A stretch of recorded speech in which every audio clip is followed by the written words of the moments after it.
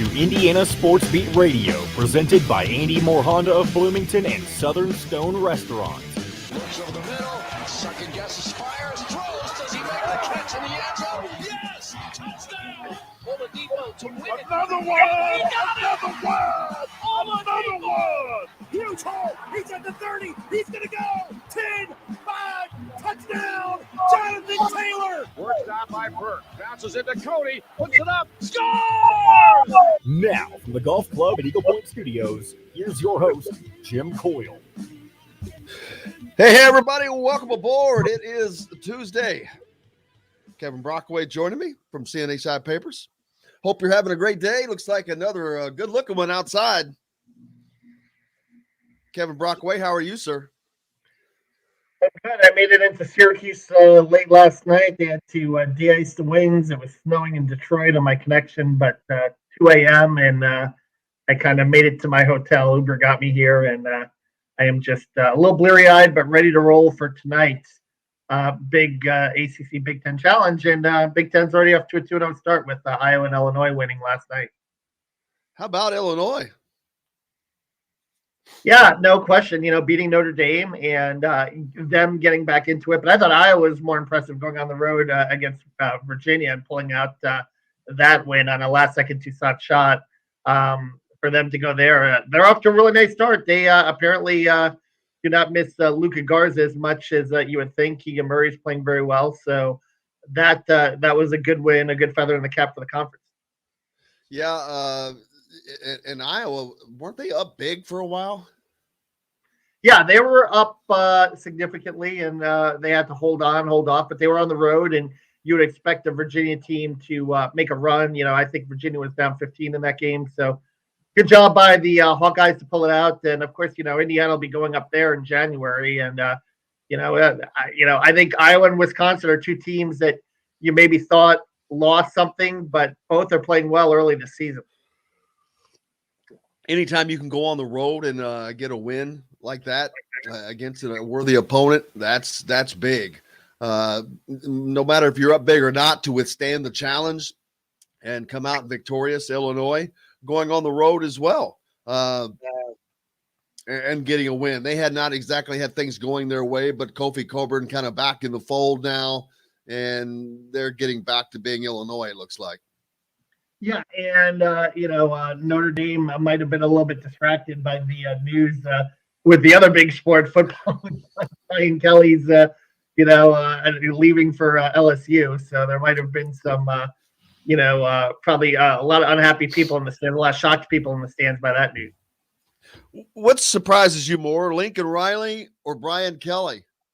Brian Kelly, yeah. Lincoln Riley was unhappy in Oklahoma, apparently, and our CNHI columnist in Norman, Oklahoma, who's also our national columnist, Clay Horning, did a really good job on a piece just about he wanted more control. There was a little bit of butting heads with administration.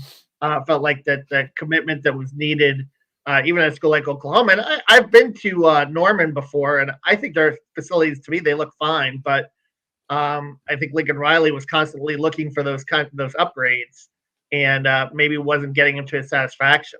And he took his two assistants with him at USC. He's taking the class with them. I mean, he's completely gutting that program. It's fascinating.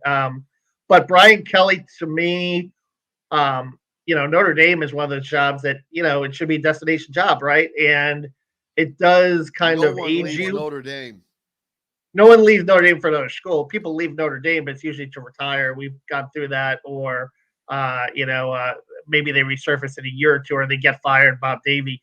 But for him to take that job is fascinating. But the one thing about LSU is you have a lot of great athletes in the state of Louisiana. They all stay home, so you have a chance. But you're going up against Nick Saban every year. But maybe Brian Kelly feels like with those kind of athletes at LSU that he's going to get, that maybe he feels like he can pull it out. And Louisiana is such a, they've had so many issues. They have issues. That's, of all the places he could have gone, hell, he could have gone to Oklahoma for that matter. Yeah, no question. But, Oklahoma is going to the SEC too, maybe next year, maybe in a few years. So you just don't know what the line of thinking is there. But, LSU is certainly one of the jobs. You can win national championships at LSU. Ed Orgeron won a national championship at LSU. Les Miles won a national championship at LSU. You can do it. But they cheated LSU. Because they have the athletes. Yeah, well, but Brian Kelly will, I think he'll go by the book there and still get the players that he needs to get to compete to win a national championship. Now, who goes to Oklahoma and who goes to Notre Dame? That's the big question, right? And does Luke Fickell go to Notre Dame? Does Jeff Brom go to Notre Dame? Does there's a rumor Cliff Kingsbury they're going to go after, who in the NFL, who's having a great year with the Arizona Cardinals. So I have long thought Jeff Brom was, I thought that's why he did not go to Louisville. Yeah, was because he had Notre Dame on the brain, and that's back when we were thinking, oh well, Brian Kelly probably only has a few more years before he retires. Well, not retire. He didn't retire. He left, which is even more shocking. But the only thing, Jeff Brom is not. It hasn't gone exactly like you would have thought it would have gone in at Purdue, even though they're having a much better season this year. Not sure what the Purdue will do. I mean, Notre Dame will do. I mean, you also Urban Meyer, maybe he leaves the Jacksonville Jaguars after a year and he comes back. Notre Dame was always seen as that kind of dream job for him. So was Ohio State, which was the job that he had as well. But that's another possible name. You could go in the pros and you can try to get Urban Meyer to leave after 1 year. We'll see. And then Kalen DeBoer off to Washington from Fresno State. Not a shocker there. I the only surprise to me, Kevin, is I think he should have held out for a better job. Yeah, no, but I think Washington's pretty good. You can win at Washington. Chris Peterson had some success there. He got in the playoffs 1 year there. What happened to him, though? I think that's a good job if you can, sustain it. And Chris Peterson had issues sustaining it, and it didn't work out in the long run. But he had some winning seasons there, and you get the right talent. I mean, Don James back in the day could do it too. You get talent up and down the West Coast with that kind of a job. You're gonna have a chance to be successful. Although the Pac-12 is what it is. It's a tough league, and Oregon has kind of emerged as one of the programs there. Utah has gotten a lot better, but Kalen, we know, is a great offensive mind, and we saw how much he was missed the last two seasons, and particularly this season with Nick Sheridan's ouster. But don't forget, Kalen DeBoer recommended Nick Sheridan as well. So I don't buy that. Well, he had no choice. You're not gonna poo-poo on the guy under you on your way out the door. You just can't do that. Yeah, well, I don't think he had a choice personally. We saw the results on the field, unfortunately. And I looked this up, and I mean, even the year that he had Michael Penix really humming in 2020, and they were 6-2, they were still 10th in the Big Ten in offense. And we even knew then there were games where they struggled to score points. Remember the Wisconsin game? They only scored 14. The Outback Bowl game, they scored 20, and they had kind of a bad, against a terrible Ole Miss defense. So Nick, it was unfortunate, but you probably need that guy in there. You have to try to find the next Kalen DeBoer, someone with a little more experience, and someone that you can spend a little more money to get. Yes, and we'll see what they can get done. Let's see. I'm always saying, no, we've got another 7 minutes. I'm still jacked from these new break times, which we switched at. We only added a half an hour, but it changed by. It still messes with my mind. So now the thought is offensive coordinator, and the offensive coordinator at Fresno State, some had talked about as a potential. I don't see that as coming to Indiana because he's either going to go to Washington and just move up in the Pac-12 with Kalen DeBoer, or if perchance Fresno State were to give him a look at head coach, which I doubt they will. He's young. I don't know that he has the experience, but he's going to, if it's not that, he's going to go to Washington with Kalen DeBoer. Yeah, you would think that. You would think that they would bring their staff members with them. So It's going to be interesting to see what direction they go in with the offensive coordinator job. But I think you want someone that's wide open. You want someone that believes in the passing game. And I think, it might be hard to get someone because it's Indiana school that's going to pay $1 million for a coordinator. I don't think so. They pay Kalen DeBoer $800,000 though, if I remember. And B, how are they going to feel about the job security? Tom Allen, does he come in next year on a little bit of a hot seat coming off this kind of a season? So I think those are two things that the new offensive coordinator will be wary of. And those are some obstacles that Indiana is going to have to go overcome in finding a really good candidate. We will certainly see, but they're going to have to do that. And that's been the talk. Of course, we've got Syracuse to talk about tonight, but who are some of those candidates? Just threw a name out there. You've got the guys at Coastal Carolina, at Western Kentucky, App State, all these mid-level teams. And that's about where I don't think that he can draw from anything bigger than that. Yeah, you have to find like a bright young offensive mind that's going to come in here, that's going to work hard, I think, and going to utilize the personnel to their best ability. And, with Nick, it was unfortunate this year with all the quarterback injuries, with DJ Matthews going down. He did lose a lot of firepower, a lot of guys that they expected to really contribute to that offense. But so many 3-and-outs throughout the season we watched. It was so hard to watch. Couldn't establish any kind of running game. That's what happens. And, a lot of running back injuries in the transfer portal, and Stephen Carr, injured his, leg and the ankle in the Michigan game, didn't come back for the rest of the year, using walk-on running backs at the end of the year. So it was just, a team that was really offensive, was really gutted by the end of the year, and bad offensive line play. They stayed healthy, but did not produce or perform. Well, speaking of the transfer portal, Miles Marshall, Jacoby Hewitt, they're kind of leaking. Oh yeah. Miles Marshall leaving was a little bit of a surprise as well, and I think it's kind of funny in the Notre Dame game. They're finally getting the football. It took Purdue game. Excuse me. They're finally getting the football. It took 11 games into the season for them to get Miles Marshall the football. That's the thing about the offensive play this year that just was disappointing. They did nothing to do anything differently. I mean, the tight ends weren't getting the ball. That's on the coordinator. I mean, all that stuff is on the coordinator. The game planning was just so horrific. And you're thinking, what the hell are they thinking? It's like they're going in. It's like they thought that they were Rhode Island going into a civil war against the rest of the United States. And it's like, dude, you don't have this firepower. What the hell are you thinking? And that's how it seemed all the time. Yeah. And, they used Peyton Hendershot. They used A.J. Barner.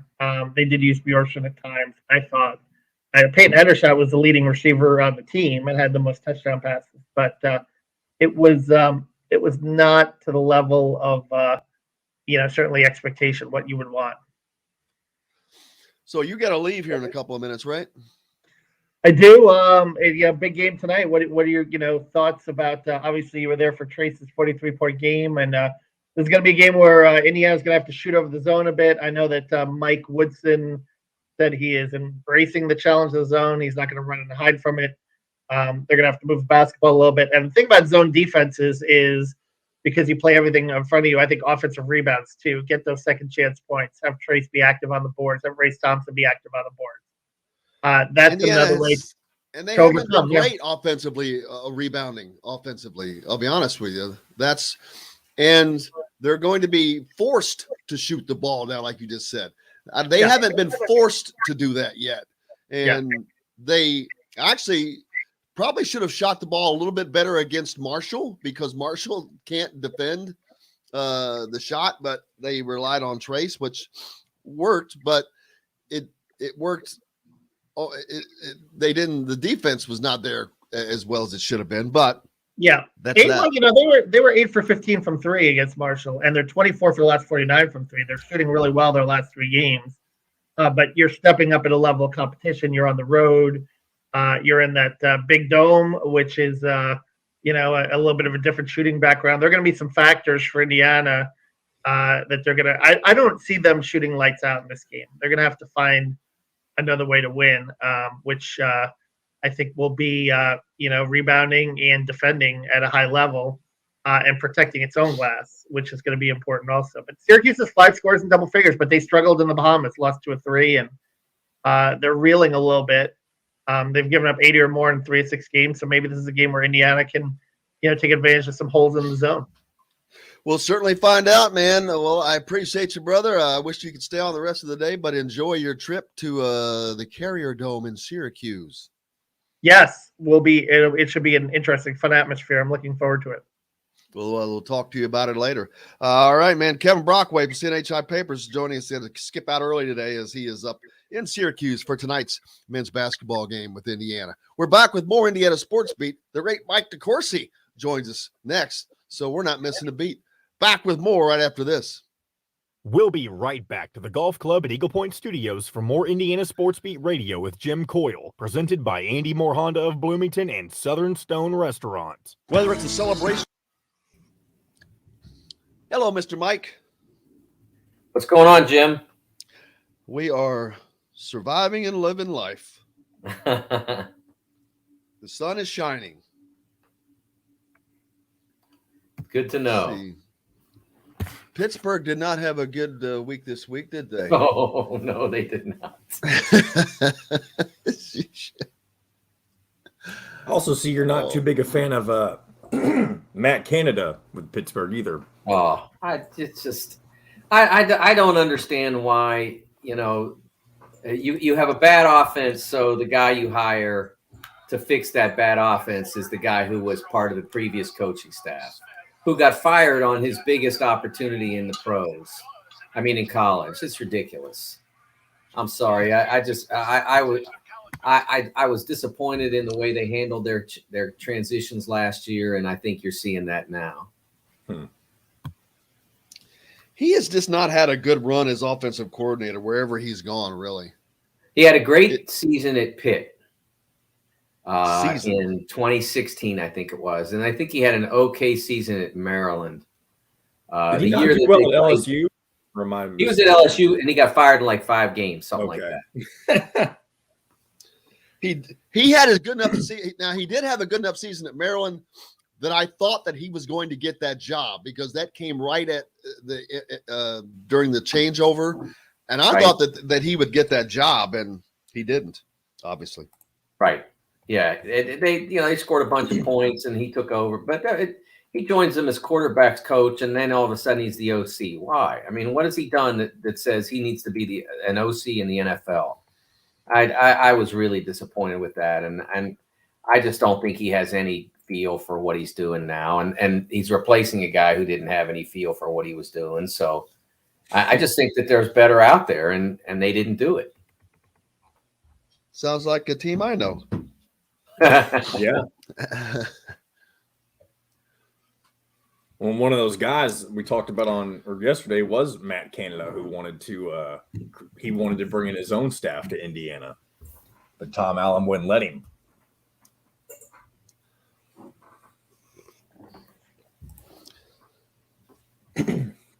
All right, I'm going to bring us back from break. Is where you'll find complete coverage of the Indiana Hoosiers, as well as coverage of the Big Ten. Simply go to thehoosier.com and sign up. It's free. You can also catch Indiana Sports Beat Radio there each day at your convenience, or you can find it any place you podcast or on this station each weekday. If we're not on the station where you live, we should be. Ask for Indiana Sports Beat Radio. This segment is brought to you by Andy Moore Honda of Bloomington. Now back to the Golf Club at Eagle Point Studios for more Indiana Sports Beat Radio with Jim Coyle, presented by Andy Moore Honda of Bloomington and Southern Stone Restaurant.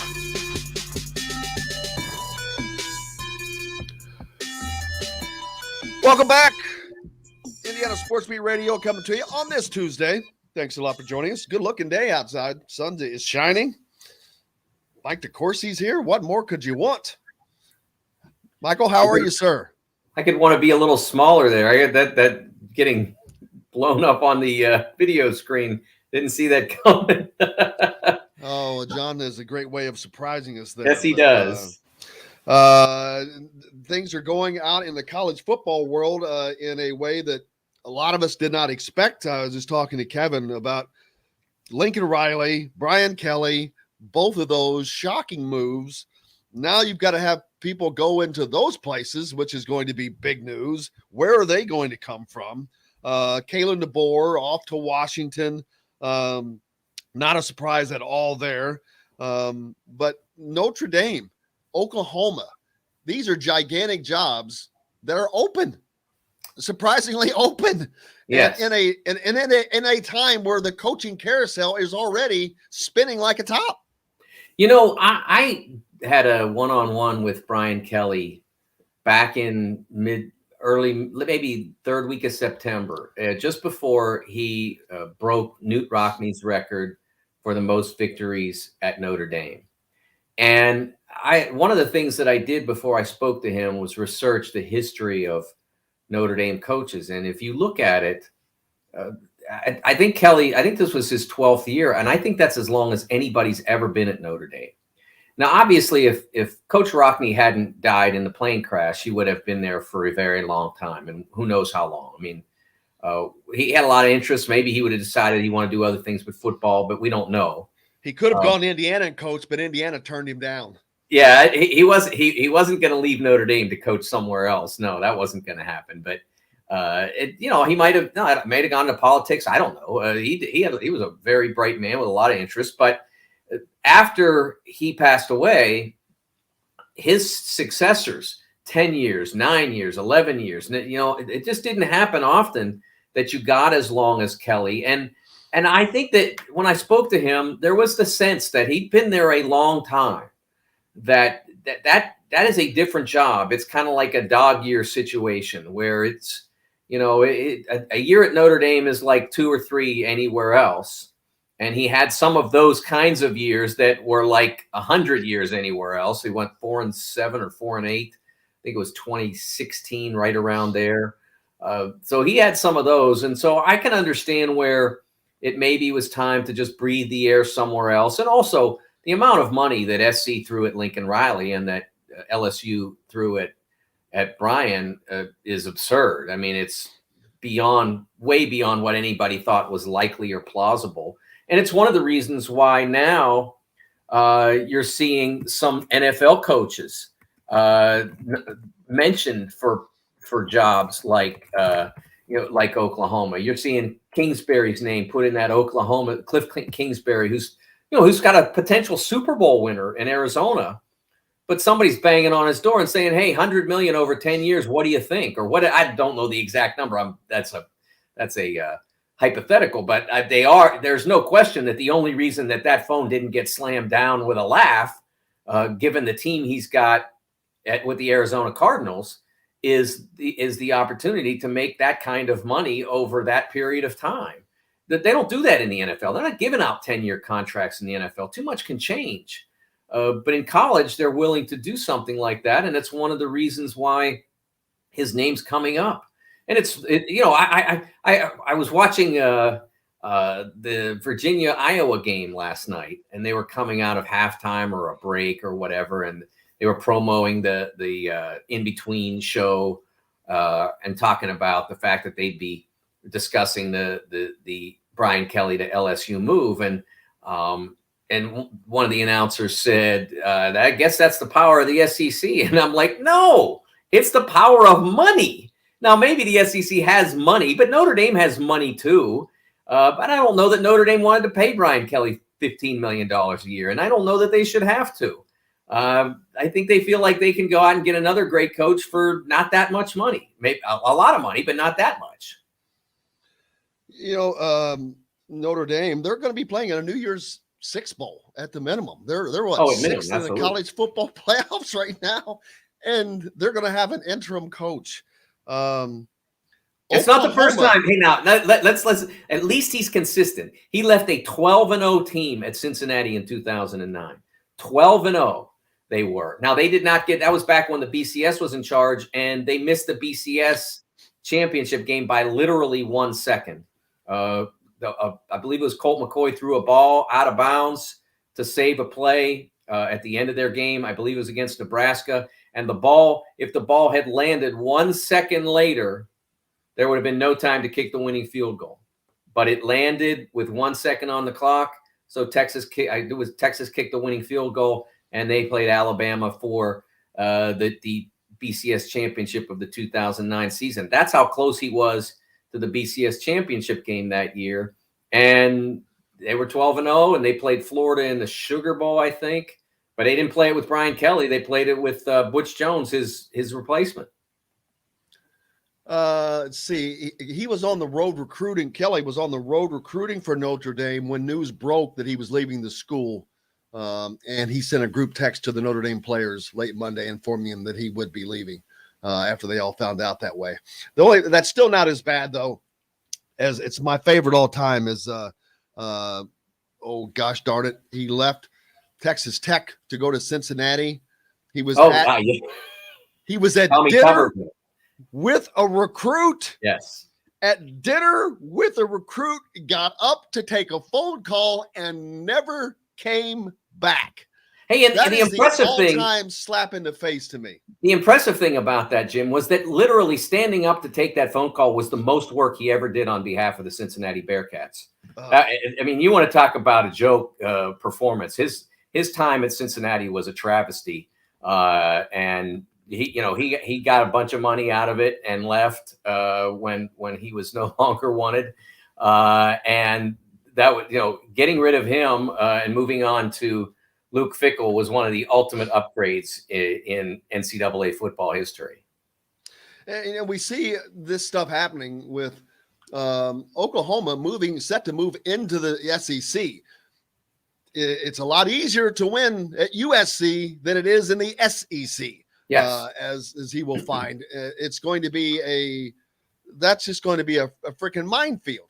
Go in there. Now you go out to the West Coast and you can be the guy, because USC was the guy, the big man on campus back in the day. And obviously he can make that happen again.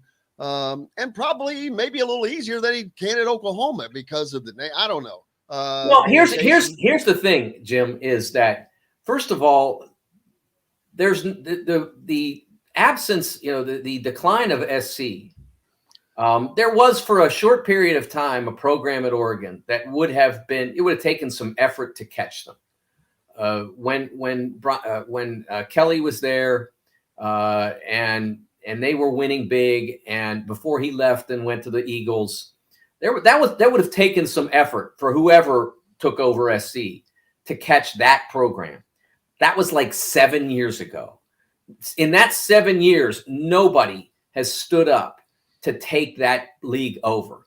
They've had a moment for Washington. They're moving on from their coach. There really hasn't been anybody else that has stepped forward. The closest probably is SC, which had a decent run with a couple of good quarterbacks.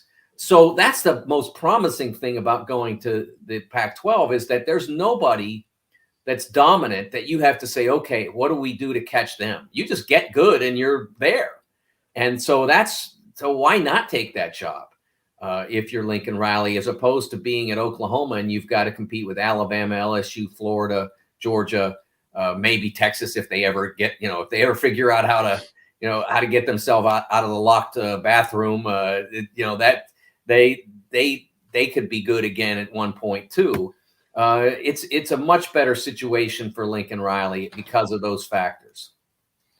I'm not going to get off on a tangent, but has Texas just made things worse for itself? They were having trouble competing in the Big 12. Oh, yeah. And now they're going to the biggest gauntlet of all time, and they still have their recruiting base, but you've got SMU and TCU and Texas A&M, Houston, Texas Tech, just right there in their own backyard. So I don't know how they've done anything to help themselves by going to the SEC, to be honest with you. They haven't. And the reason I can say that is because, yeah, they'll get more money, but they don't need more money. Money's not the problem. The problem is the decision makers are making terrible decisions. And I don't necessarily, in their case, it's, a lot of times it's because you hire the wrong people. In their case, it's mostly because they don't know how to run a program. And so they hire, talented coaches, Herman, Charlie Strong, and then they don't do anything to make sure that they succeed. And if they see the slightest sign of decline or weakness, they move on. And in that circumstance, your talent pool becomes limited because coaches say, hey, Texas has got lots of money and they got lots of players in the backyard, but I don't think I'll be supported properly, so I'll stay where I am, or I'll take this job over here. That's been a real problem for Texas, and that's how they end up with Steve Sarkisian. Not exactly look at what everybody else is getting. Southern Cal's getting Lincoln Riley, who's been in the playoff. LSU's getting Brian Kelly, who's been in the playoff. Texas got Steve Sarkisian, who got fired from SC, who has been who was an OC for Alabama, but a lot of people have been successful OCs for Alabama. They've rolled through a bunch of them. So I don't think that that's necessarily an indication that you're going to be a great college head coach again. I think Texas is the one that followed the whim of a board of trustees member into this SEC mess in the first place. The last thing they needed was to leave the league that they owned, at least on a if not on a competitive basis, then on a power basis. And then move into the SEC, which is so challenging. That's not going to help them. They needed to figure it out before they went and said, okay, we're going to the SEC. Again, they'll make more money in the SEC. I think probably on the order of $30-40 million a year. Texas, that's the least of their concerns. Money has never been an issue at Texas. They have the most profitable athletic department in the country most years. There's no reason for them to do it, but because they did, Oklahoma had no choice, and you're seeing the repercussions of that. Would Lincoln Riley have gone to SC if they were staying in the Big 12? Maybe. Would he have gone to SC with them moving to the SEC? Definitely. Indiana, speaking of coaching changes, Indiana, of course, has some coaching changes, and they have to find an offensive coordinator in the midst of all this change right now. And that's, to me, difficult because, Tom Allen is not an offensive mind. So he hit a home run with Caleb DeBoer, who just got hired as the Washington's new head coach. I didn't think he was going to be at Fresno long. I thought he maybe should hold out for a better job personally, but that's a whole different discussion. But they have to find an OC now that can make magic happen. And that means they're probably going to have to find one that is not at the top of the list, because Indiana is not at the top of the list anymore, although 2 years ago they would have been. Yeah, it's a challenge, but there are young, bright people out there looking for that break. You just have to find the right one, and it's not easy, but it's possible. You have to find the right person at a lower level, or maybe the quarterback's coach at a school that's on, that's sort of on the fringe of what Indiana is. You're probably not getting. Let's just say, I don't know Ohio State staff well enough, but let's just say they had a really young, bright quarterbacks coach or wide receivers coach that was ready to break through. He's probably not leaving for the OC job at Indiana, because if he hangs around Ohio State long enough people move around, he might eventually get that job at Ohio State. So you have to find the guy that's maybe at another Indiana, a program that's been good, but maybe had a down year, or that was good this year and maybe didn't have a down year, somewhere at a comparable school that has good years, bad years. Or maybe you go down a level to a program that's constantly successful at, either in the Conference USA Sun Belt level or down in FCS territory. There are lots of bright football coaches out there. It's just a question of being able to find the one who fits you, who fits your program, fits your program's culture. It's a big job, but it's certainly doable. Yeah, a lot of names being battered around from places like Western Kentucky, Coastal Carolina, App State, places like that, which you're going to find guys like, look at what Western Kentucky did. It was one of Indiana's only wins this season, and it was by 2. Right. So there are tons of young up and coming offensive minds out there. And I think Tom Allen has to maybe get out of his shell a little bit, because he seems to have stayed in his shell of only or hiring people that he knows personally or has worked with personally. And that's good for comfort. And I get that. But at the same time, at the end of the day, it's about winning. And he kept saying this in the pressers leading up to the end of the season, but what puts you in the best position to win, period? And that's what he's got to find himself in. Yeah. And the other thing that's out there that's often a possibility is when coaches change jobs and maybe somebody doesn't want to make the particular move that's being made. And, for example, I'm not saying that this exists, but maybe the person who has lived in Oklahoma all his life doesn't want to move to California. You don't know. I mean, it's hard to say what type of coach might be available, but there's a wide palette of coaches. And I think the NFL might be another avenue. Again, you're not going to get anybody's offensive coordinator, but you might get somebody who has been an offensive coordinator in the NFL. That might be out at the current moment, but has great track record. There are lots of places to find that person. It's not easy to know for sure that you have the right person until you start playing the games.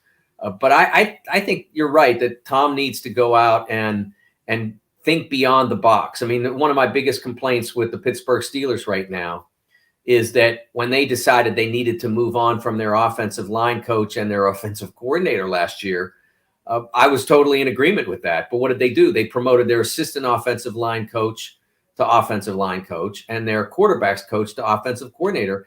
I don't think that all the answers to a bad offense were in the building that was creating that bad offense. So I do think that getting out of your comfort zone now and then can be a good thing. Then you've got Michigan State doing what they did, $9.5 million a year for a guy who has one great season based off of the transfer portal. Schools they hand out money like it's lottery day or something. But we got plenty more coming up. Indiana travels to Syracuse tonight for the first big matchup for them of the season. We'll talk about that and more. Mike DeCourcy from the Sporting News, Fox and BTN's with us. Back right after this. We'll be right back to the Golf Club at Eagle Point Studios for more Indiana Sports Beat Radio with Jim Coyle, presented by Andy Moore Honda of Bloomington and Southern Stone Restaurants. The pro and college football. Mike, your guys, Chad Lavender is with me right after you. Oh, good. His guy, one of his people. I thought he was coming on at 9. He told me he was coming on here in a few minutes. I mean, they could both be on at the same time. I just he's going to come on like the last 5 minutes of this. Okay, that's fine. We'll see. I mean, he may show up earlier. Want me to just keep him in the green room if he does? Well, at least till the last couple of minutes. He's got his own segment, man. Well, earlier, that's why I asked you last time when we were scheduling it. I didn't know if you wanted to do 9:30 or what you were trying to do with that. Mitch Vingle. He messaged me. Oh, here he is right now, actually. Well, there he is. Want me to pull him in. We can talk to him real quick before and let him know what the plan is. Hey, Doc, how are you, sir? How's everybody doing? Hey, Mike, how you doing? Doc, how are you? Excellent. It's funny. I had a guest that I have on after you today is rehabbing an ACL injury right now. Oh, okay. It just dawned on me. But we're probably going to, for the first couple of minutes, we've got to talk a little basketball with Mike. Sure. And then I know you guys, he did that great piece on you a while back. And so I wanted to at least have you guys just cross over a little bit before his segment ended. And we're going to yours next. Sounds perfect. Yeah, that was my misunderstanding. I didn't mean to, because I called him Jim saying, confirming that he was 9'10". I didn't realize you put him for 920. You Yeah, must be. Are you in West Virginia? Yes, I am. I ran from clinic up here, so no problem. I recognize the 304 number. There you go. Mike, I recognize outstanding the job on that. Marshall.edu. He does outstanding job on everything. Oh, thank you, Chad. I appreciate that very much. Yes. I was glad it turned out the way it did, and I appreciate your patience with me getting that together.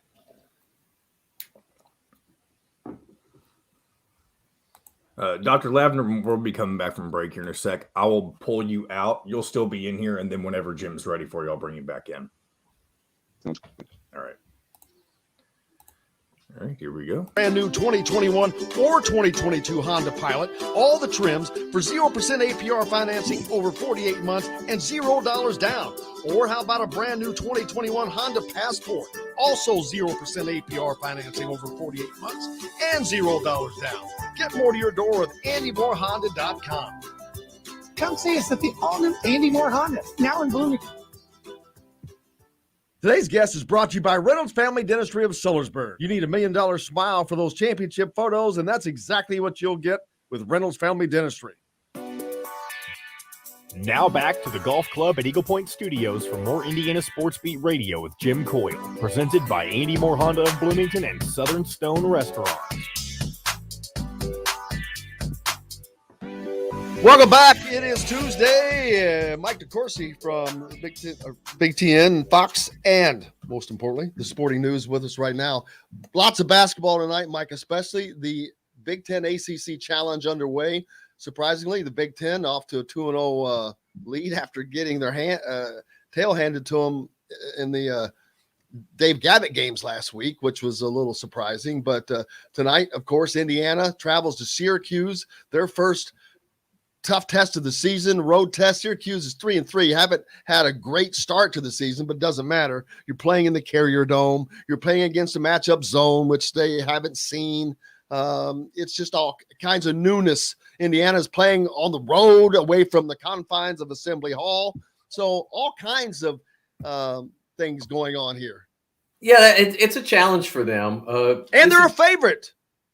Yeah, Syracuse hasn't played well yet. It's not uncommon for Syracuse to take a long time to get its zone together. It's become almost, over the last 8 or 10 years of Jim Boeheim's career, it's become almost routine for them to struggle at various parts of the season as they try to fine-tune that zone, and then they get to March and they start to get it. Or maybe February, and they start to get it, and they start to win the kind of games that they need to win to get into the tournament. I can tell you, they were basically the last team I put in my NCAA tournament bracket for Fox last year. They earned their way in probably in the last week of the season, and they wind up in the Sweet 16. That's not the first time that's happened. Certainly the fact that they played the Indiana game in 2013. That was not a team that had a fabulous regular season, but they got it together late, maybe not quite as late that year. They had some very good players, and they wind up playing the Hoosiers and really doing a number on them with that zone. I know IU fans have some really bad memories of that game and others that they played against Syracuse. But if you execute against them at this time of year, you can beat it. Iowa did a couple of years ago. This is a team that if you execute, you can do this. And I think that Trace Jackson Davis's ability in this game to move around a little bit more than he used to be a mobile target. I think that can really help IU. They need to get him the ball in dangerous spots, and that includes the block, but more so maybe the middle of the lane so that he can drive it to the block. I think that's where he could really be effective, and where IU would have a chance to gain an advantage over the Orange. Yeah, here's a daunting statistic. Syracuse hasn't lost in the Carrier Dome as an underdog versus a non-conference opponent since number 1 North Carolina in 1984. Thank you, George Orwell. That is I mean, that is so long ago that it's not even – that's longer ago than Indiana won a national championship. But what I would like to know is how many times in that, 37 years, have they been an underdog at home in the Carrier Dome? I would say it's not been very many. You would think, though, the ACC that's non-conference. That's non-conference. Yeah. So there's a lot of Cornells and Colgates in all of that. And so I don't know that they've been underdog that many times. I'll be curious to see. I think really more so than playing against the zone, this is a game in which I think IU has to be effective on defense. You have to make it a difficult night for Buddy Boeheim. He has not been overwhelming to this point in the season. He came into the year expected to have a great year, and he's been really good in terms of production, but accuracy has not been there. 31% from three. We're talking about one of the best shooters in the country. So he's taken a lot of shots because he has to take them, because there's no one else to take them right now. They haven't gotten their offense down to a point where they're generating consistently high-level shots. Cole Swider, a great shooter at Villanova. I mean, one of the great front court shooters you could ask for, hitting 27% from three-point range. So you can't let those guys wake up tonight. Those guys they're both capable of 40-plus three-point shooting. You can't let them wake up against you, because if you do, it will not be a happy night. Yeah, Indiana has got to shoot the ball themselves a little bit as well as get Trace Jackson Davis loose. They have been doing that at a decent clip, shooting about 37%, I think, from behind the three-point line, right, which is starkly different from the last few years for Indiana. They're going to have to do that tonight. But Trace Jackson Davis has really – his confidence just grows. Of course, he's coming off of a 43-point Simon Scott Assembly Hall record performance in which I don't know what Marshall was thinking. They just let him run wild until they started finally double-teaming him in the second half. Mike Woodson even said, he goes, we expected them to double-team him from the jump, and they didn't. And he had 22 points at halftime. I'm like, it really took them an entire half and 22 points to realize maybe this guy's an All-American. We should double team him. Well, Marshall's coaching staff is very analytics based. And I believe that they looked at it and thought we can have a better chance to win this game if we're giving up twos than if we're giving up threes. And that's the way they approach everything with their offense. They believe in the 3-point shot, and it's kind of like baseball now. You believe in the 3-run homer, so you play everything to that. Well, that's kind of what Marshall does, and so for the longest time in that game, they were like, okay, we're gonna do this straight up and play him straight up, and hopefully he misses some, but if we give up threes, we're giving up 50% more points, and that's what the math says, so that's what we're gonna do. And as well, when you're a Marshall on the road against Indiana and Trace Jackson Davis, you're working on who you are as much as you are trying to win the game. You're trying to get good so that you can win in your league. And so they're trying to work on themselves. And if their approach is to single up, they're going to face many Trace Jackson Davises. There's only one of those. So I think that from that standpoint, they looked at it like, we got to get good at what we do, and we'll worry about, we want to win. They're not tanking, but they're trying to work on becoming great at being Marshall. And so if we happen to face a Trace Jackson Davis or a Kofi Coburn, we're probably going to have a rough night in that circumstance. How important is it Xavier Johnson coming over from Pittsburgh has vast experience with playing against Syracuse, only because it's not like it's unbeatable. Obviously, they'd be winning the national championship every year, but it's just different. It's especially when you play in a league so different like the Big Ten, where you're just not going to see that. And it's just such a different defensive set for guys to see. I think it can be an advantage, absolutely. And if I remember correctly, I think Xavier's had some good games against Syracuse. So I think it's helpful. It helps, especially since he's the point guard. I mean, if he were a power forward, I'm not sure it would matter that much. But because the ball's in his hands, he's got to make decisions. He's got to make sure players get to the right spots. it should be helpful. It'll be a bit of a disappointment if he doesn't have a successful game, because he's gone against Syracuse, and he's gone against Syracuse at times of the year when they have had time to get it together and have their rotations down and know how to play it. He's played against them in February games. I think he's even played them in March games. And so he's going against the Syracuse zone that's still trying to figure it out. He may know it better than some of the guys that are in that lineup. So I think it can be helpful. We've got more to talk about along those lines a little bit later, but coming up next, Chad Lavender is going to join us. And before we get to the break, I'm going to bring him in. Mike did a piece on him a while back. Dr. Lavender is the doc behind. We talked about this a little bit.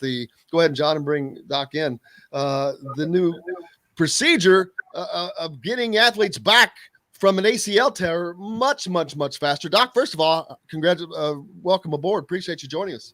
Thank you for having me.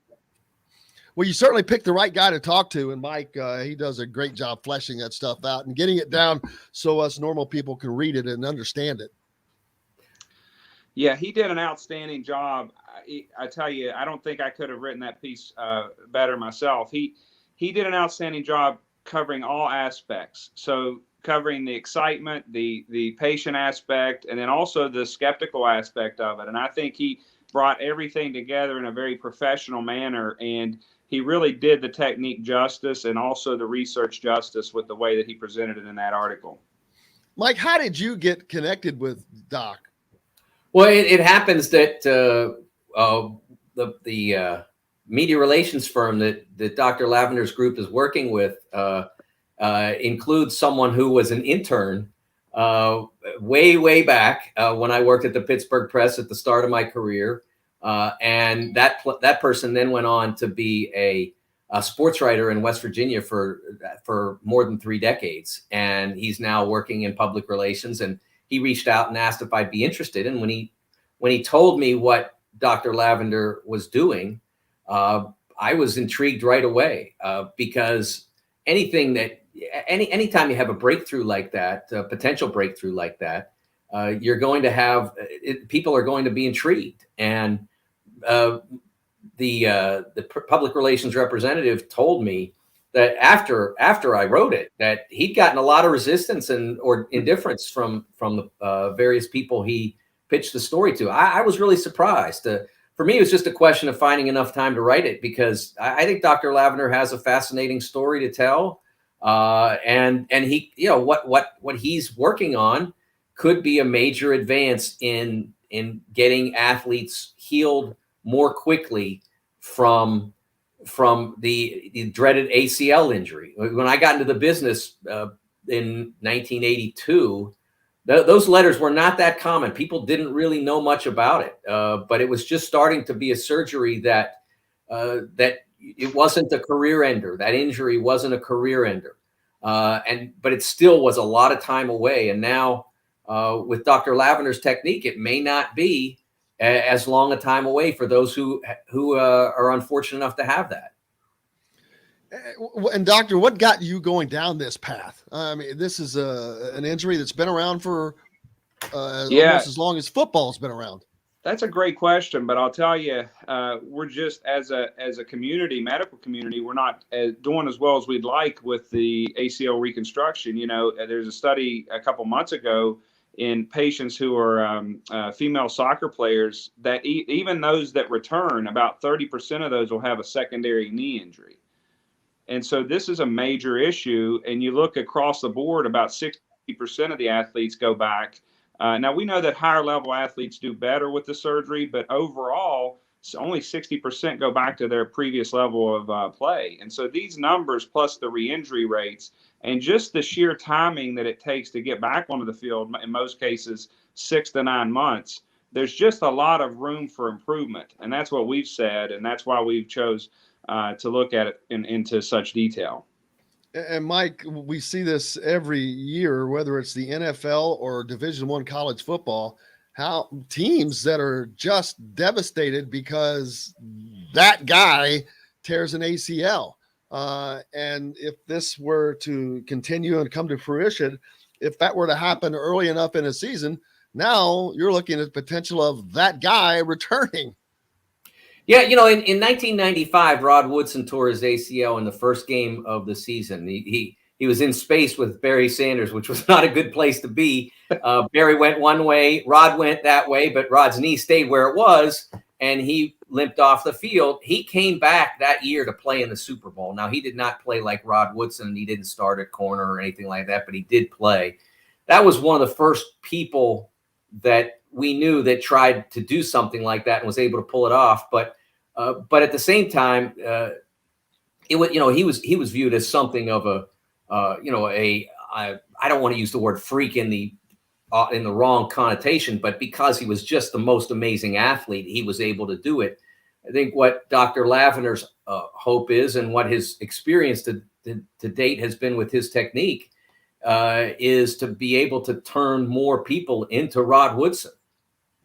Yeah, we're not saying that 100% of the people with this technique go out and perform at that level that early. What we're trying to do is our next step is to do a multi-center trial where we actually allow those portion of patients that are doing well at the 12-week mark to return at about 4.5 months.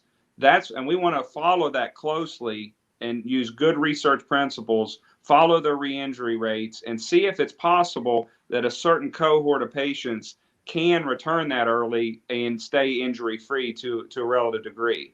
That's why our first study was so important, is actually just testing people at 12 weeks and finding those results. It's all part of the grand plan and the process. Dr. Levin, can you tell the audience what the steps are that you do so that they can understand what makes yours different?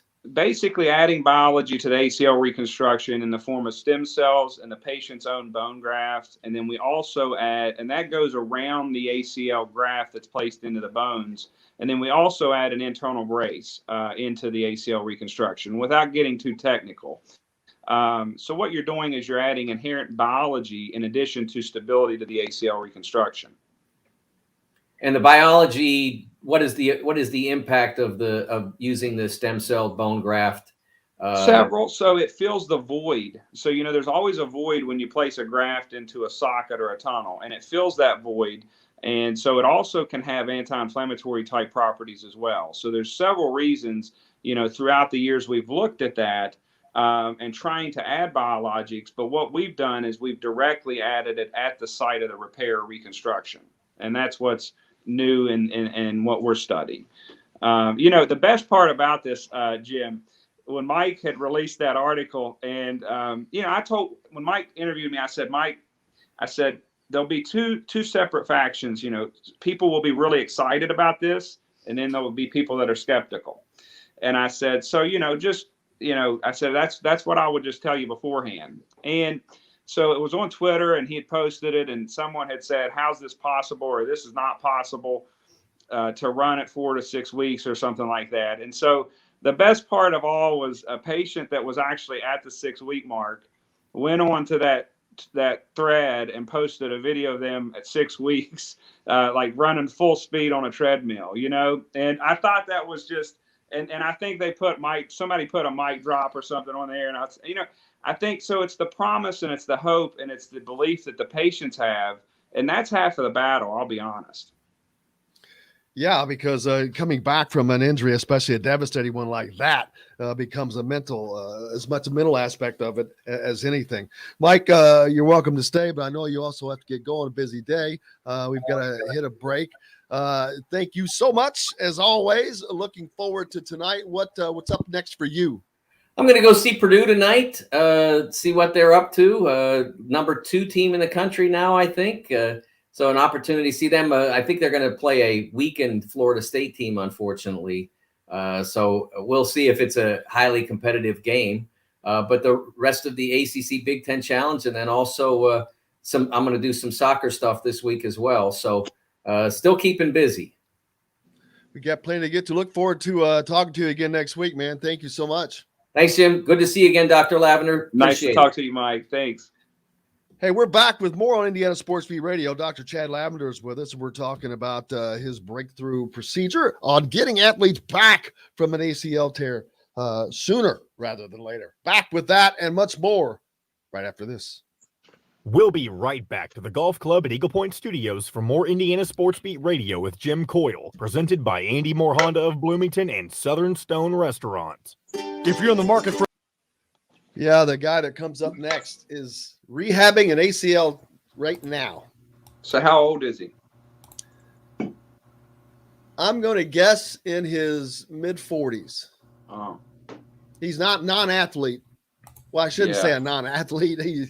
He was just a normal person now. Yeah. I forget how he While did. we're I in don't know break, how just he did. because I want to make sure I get this correctly when I'm putting the show topics together. This is on ACL treatment advances, correctly? That's a good way to word it. Yeah. Surgical advances. Yeah. ACL reconstruction. Surgery repair. Yeah. ACL surgery advances. That's what I put. Okay. Yeah. It's about a surgical technique. Sounds good. I'll make sure that's how it's worded. That was really neat, Jim, bringing him on. He's been such a big part of this, and I think his article was very well written. So to have him on here was great to hear his side of it. Thank you. Too. Yeah, that was Well, that was outstanding. I try to, every now and then, my brain does something. And at least, I'm actually at Marshall, so at least you didn't ask me about the specifics of double team in Indiana the other night or whatever. Well, Yeah, I noticed that. Too. Forget about that. I still have a bone to pick with Marshall about the soccer championship that they bought last year. The bought title, baby. Bought title. 10 out of your 11 scores were international players. Bought title. You know what's crazy is that so many of your commenters on that video were Marshall. Like somehow all the Marshall people came out of the woodwork to find that video and complain about it. Oh man, they did not like that, but I don't care. It was the truth. There'll be more now. Listen to it because he's on here. They'll be back at me. And we just played Marshall. Yeah, Marshall's been coming up a lot lately with Indiana. Oh, their OC is his name has popped up as a potential as well. His name was, I can't remember what his name is, but his name was on there. Where are you in West Virginia? I'm in Tays Valley, so it's about halfway between Charleston and Huntington. I used to go Southern down there a part of the lot. state. Yeah, I used to go down. I used to go in the northern part of the state, up close to. Oh gosh, darn it! Where is WVU? Morgantown. Yeah, it was probably 25 minutes outside of Morgantown, where place I would go to, but 10 seconds. Pretty frequently. Here we go. It's more from Remax Advanced Realty. Let Cheryl Sizemore get you in the home you want today. Cheryl at IndyHomePros.com. This segment is brought to you by Aurora Specialty Sleep Clinic. Now back to the golf club at Eagle Point Studios for more Indiana Sports Beat Radio with Jim Coyle, presented by Andy Moore Honda of Bloomington and Southern Stone Restaurant.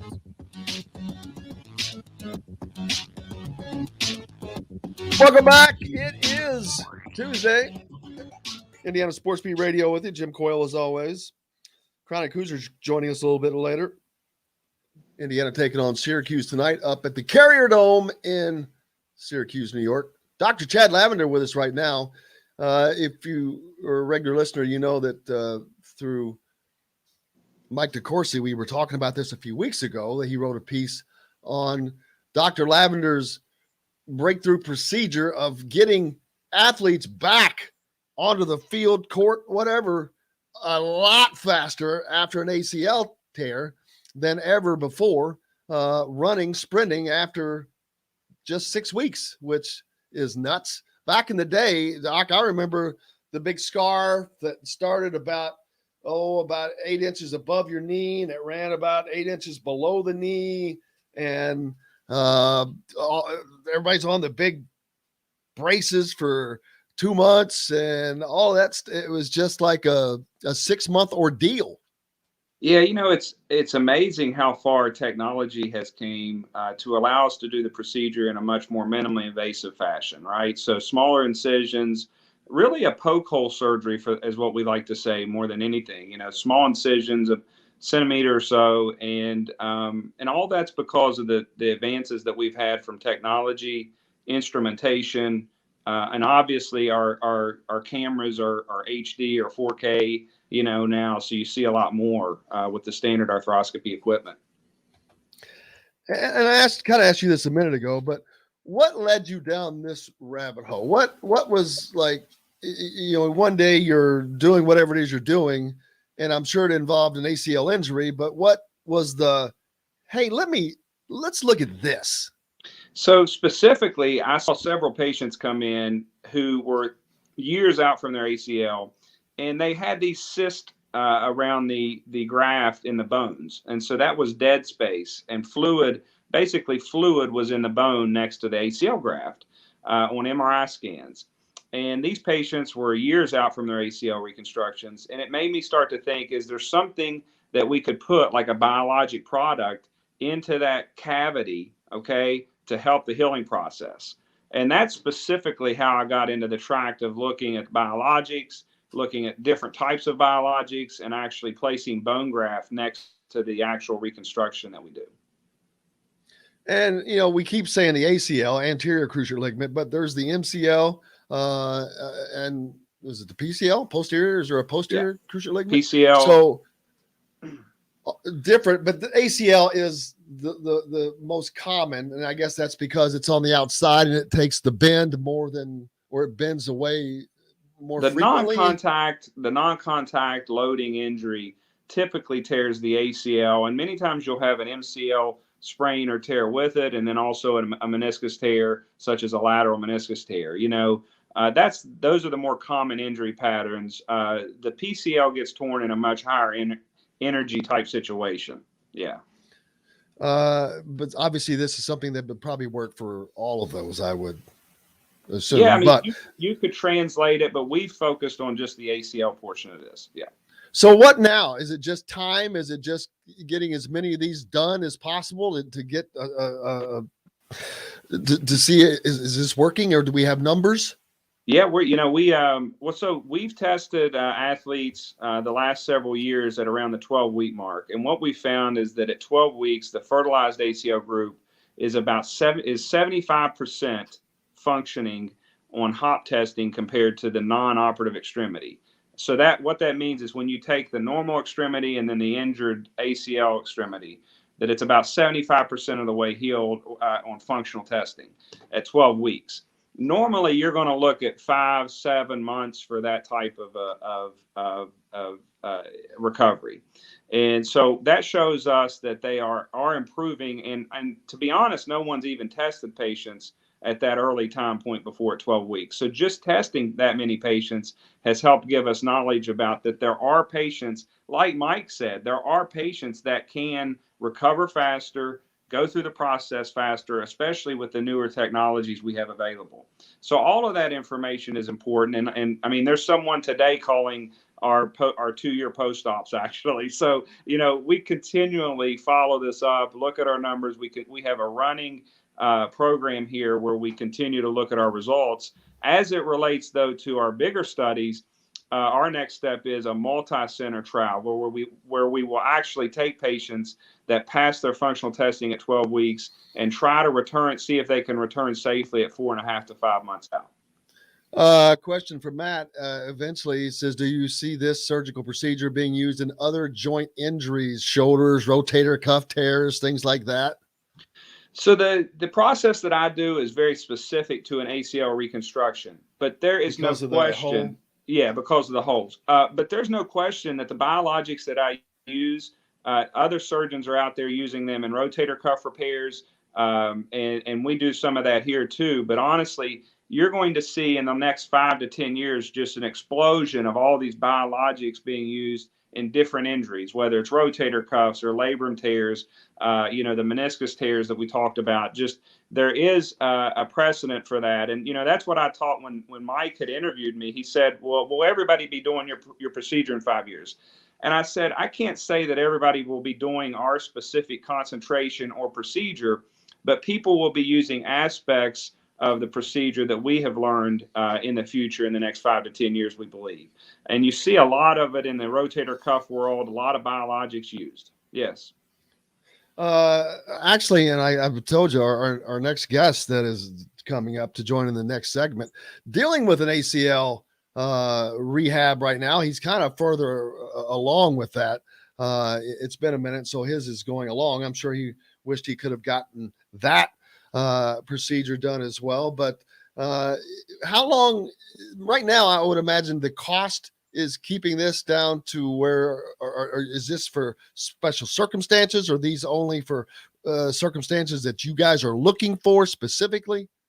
You know, I think a big part of it, big aspect of it is cost. Obviously, it's a little more expensive to the hospital or the system or the insurance than a standard ACL reconstruction. However, the biggest thing is just having research and data over time, right? And we've been doing this for 3 years, 4 years, but honestly, we need 5 to 10 year results to really be able to go out and say, we think that this is something that's reasonable and works efficiently, rather than just having small sample sizes. That's why, you know, I always talk about sticking to the specifics of research processes. And the next step for us is to do a multi-center where the largest institutions in the country would be doing this procedure. We gather all of our results, and we look at those results. We see if athletes can actually return to play faster, and we really critically analyze all of those results. That's the next step. And really, after that happens, that's when I think you would see it used as a mainstream technique, if that makes sense.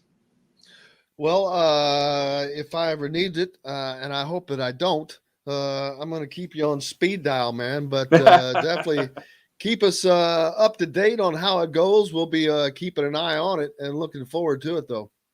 Thank you so much for having me on, Jim. It's been a blast. I like to learn as much as I can about whatever I can learn about, because I don't have enough up in the cabeza. But, man, thanks so much, Dr. Lavender. I appreciate you. Thanks. Tell Mitch thanks a lot as well. We appreciate him. And you guys have a great day. Have a great day. Dr. Chad Lavender joining us here to talk about his revolutionary ACL reconstruction repair procedure that could change sports as we know it, which would be all in a good thing. Coming up next, Chronic Hoosier is going to join us. We've got Indiana basketball to talk about more, as the Hoosiers are on the road tonight in the ACC Big Ten Challenge, along with a host of other teams, as tonight's schedule has got about 6 games on the docket, I believe. Indiana, obviously one of those. We get that schedule pulled back up, and the Big Ten pulled down here. Boom. Oh, that was last night. Back tonight. Minnesota is at Pittsburgh. Florida State visits Purdue. Northwestern travels to Wake Forest. Clemson is at Rutgers, and number 1 Duke is at Ohio State at 9:30. So you've got the Indiana-Syracuse game at 7, and then the Duke-Ohio State game at 9:30 to check out. Chronic Hoosier is going to join us next. Looking forward to that. We're back with that and much more right after this. We'll be right back to the Golf Club at Eagle Point Studios for more Indiana Sports Beat Radio with Jim Coyle, presented by Andy Moore Honda of Bloomington and Southern Stone Restaurant. Whether it's a celebration. Hello. What's going on? Just talking to the rehab doc. Man, where the hell were you on this ACL beat before I blew mine up? I had made so many different choices. I was trying to get you in, man. I was like going, get him in there. Maybe he can do something for him. I was telling him, I said, the next guy up, I said, could have used you. No, you know, it's fascinating. And what's crazy is at the very end there, you talked about, you made a very key distinction. I don't even know if you realize it. Rehabilitation versus reconstruction. And that's literally where I'm at right now in my recovery is, you know, there is no fixing it, basically. Like once it's torn, it's gone. We're not at the point where you can regrow it yet. You literally have to reconstruct it. And then part of it is you have to reprogram this tissue to do what it's supposed to do. And that's literally the bulk of the time spent doing this. And that seems to be where his technique really makes the most advanced strides, is telling that stuff right on and early and quickly what that tissue needs to become. And it's absolutely fascinating how he's using and developing those technologies to make that happen, because that's my next 6 to 9 months right now, is trying to tell this cadaver tissue that it now, even though it previously was an ACL, it's just blank tissue now, and my body has to program it to become an ACL. It's like a computer chip. Yeah, it's a blank bonkers. computer chip. I would put what was one of the old programs back in the day when computers first came out? DOS. Yes. I would probably end up reprogramming mine with DOS or something stupid. Yeah, see, I would have bought the DOS mainframe, and I would have bought a Linux program, and that's just how I roll. Oh man, I'm trying to buy a new laptop right now. What's the best laptops? I don't know, man. I only seem to find the ones that break after 2 years and are way, way too heavy to carry around on the regular. I'm the worst person to listen to. Oh man. Oh, what do you think about OC?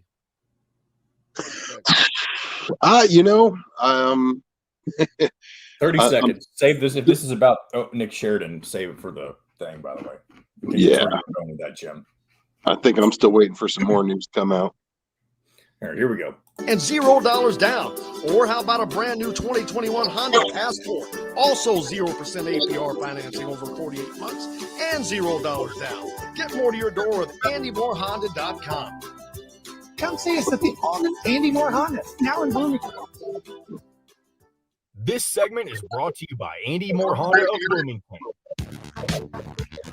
Now back to the Golf Club at Eagle Point Studios for more Indiana Sports Beat Radio with Jim Coyle, presented by Andy Moore Honda of Bloomington and Southern Stone Restaurant. Welcome back, Indiana Sports Beat. It is Tuesday. Chronic Hoosiers with us. How are you, sir? Well, he he's just great dropped out because by accident. As soon as we got him, we lost him. So, but he'll be right back. Yeah, great day for him. He should have been on with us with Doc. Actually, we could have. If we could have introduced you to the Doc a few months ago, maybe your life would be better off right now. I'd have done some traveling for that. If I'd have known then what I know now, I'd have begged, stolen, or borrowed to get in the front of that line. I promise you, I would have too, because it would have been, he's got the athletes, but the non-athletes, there's probably as many or more regular Joes like us that have to go through this after your athletic days are over than there are athletes actually. No, and that's the first question that my doc asked me when I went in for my eval is, what are you doing this for? What do you want to get back to? And, obviously I'm at a point in my life where I'm not playing competitive sports anymore.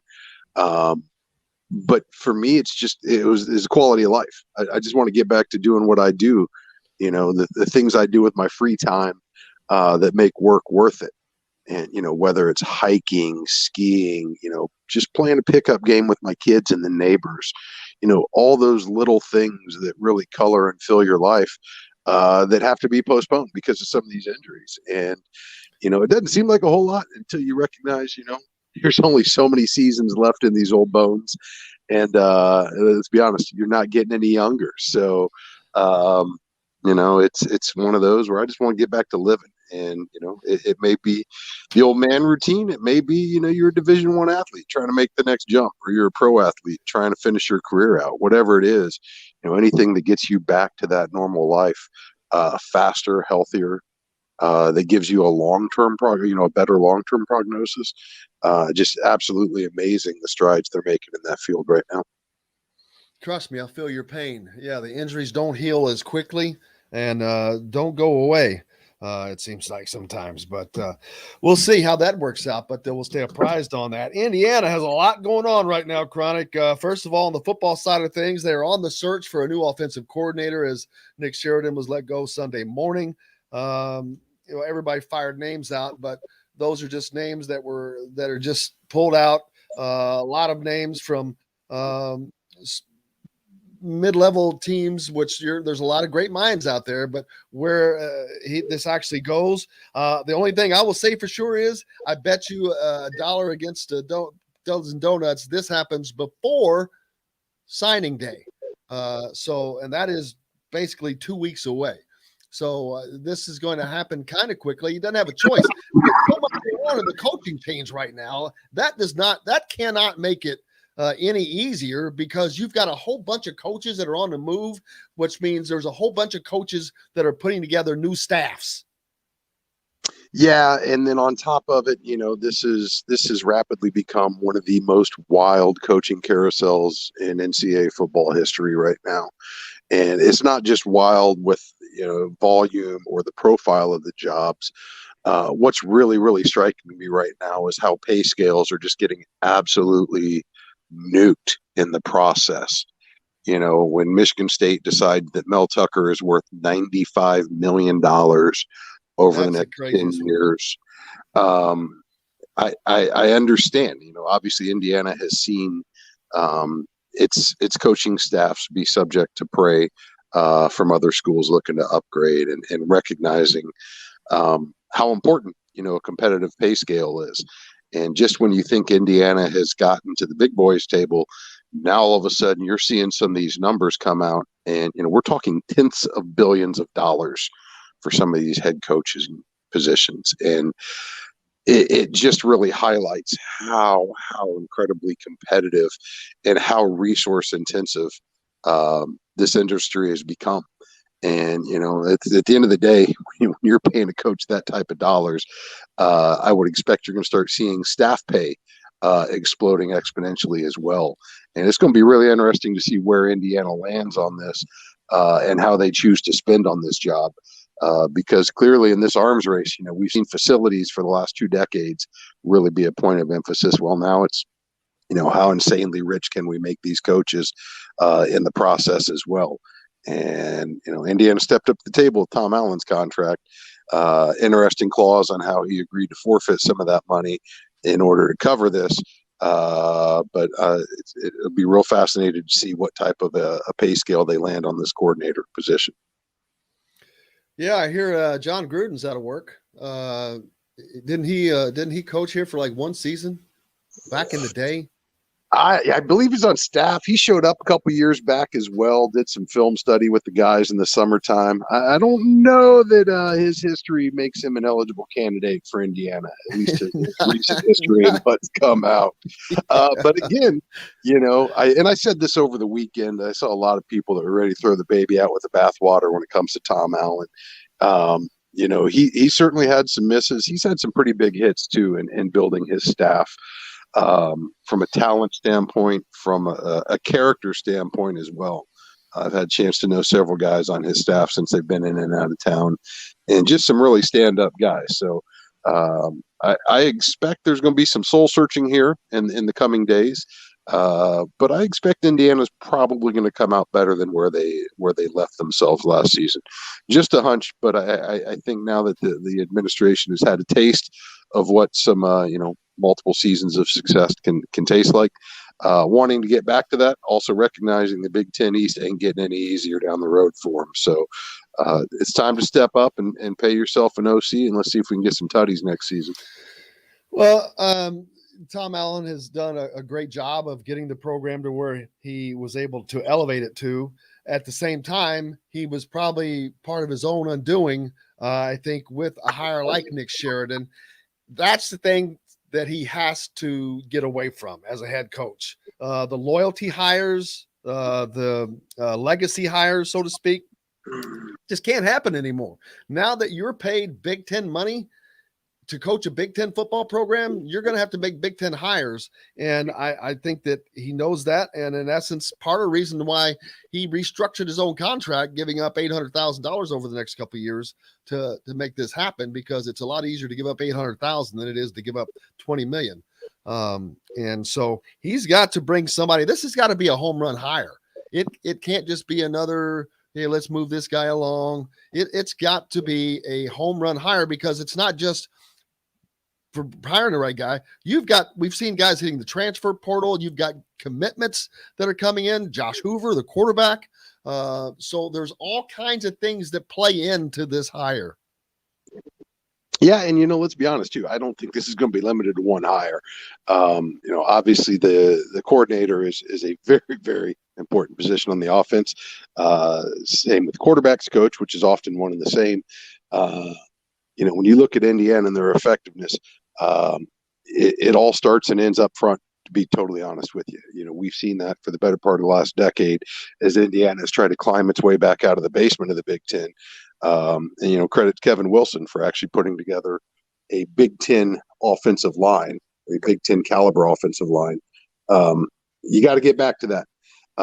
You absolutely have to get stout and efficient and effective up front if you're going to have any chance for success. Because I don't care if you've got Tom Brady in the back, under center. If your line can't block for him, it doesn't matter who's back there. You're going to be moving backwards. You're going to struggle to advance the football. And Indiana has struggled mightily here and increasingly over the last couple of years. So I would expect there's going to have to be some changes up front too.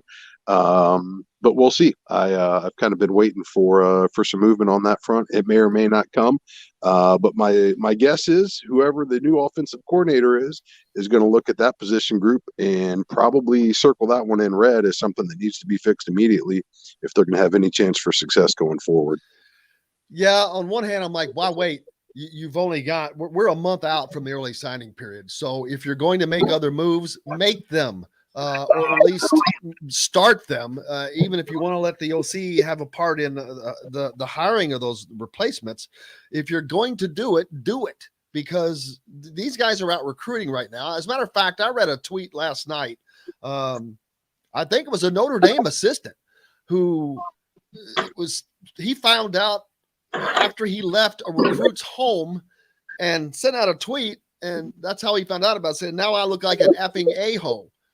He was pissed that, and I get it. I mean, he was just in a recruit's home telling them this and telling him that, and he walks out and he find out it's a complete opposite. This is an assistant coach.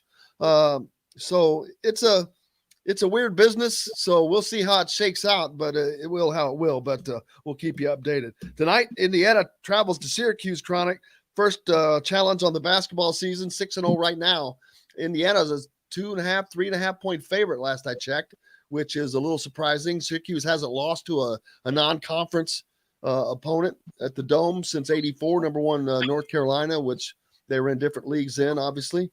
But Indiana they've got to shoot the ball tonight. That's about all they have and play the defense that they've been playing.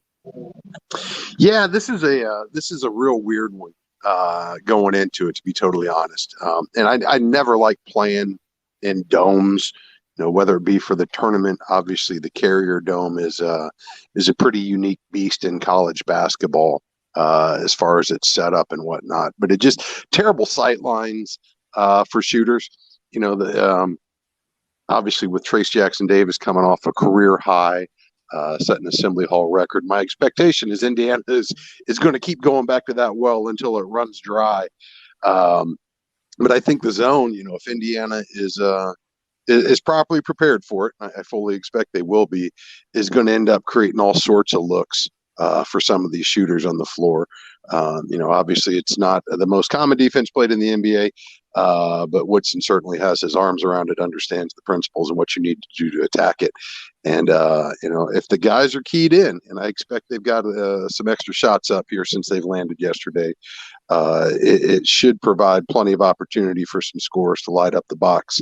And, they're going to have to defend too, and they got to get back to what the foundation they had laid earlier in the season from a field goal defense standpoint, because Marshall certainly exposed some of the cracks in this team's defense right now. And it was obviously a look they haven't seen a lot of with that 5-out system, but just entirely too many lanes given up too easily with too little contesting in the paint.